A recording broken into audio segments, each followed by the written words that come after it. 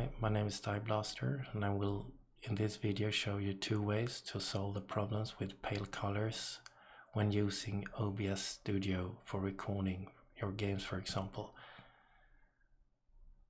So the first one, settings, advanced, and here in the video section you change YUV color range from partial to full, then press OK. Hopefully that will solve your problem with the colors.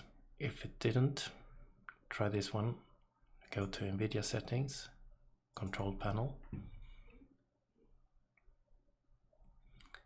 Here, video, adjust video color settings. And then here you choose under the advanced tab, dynamic area, you choose the complete 0 to 255 instead of 16 to 235. So complete 0 to 255, the edge push use. One of these two advices will help you, so good luck in your travels with OBS Studio. See you soon, bye bye.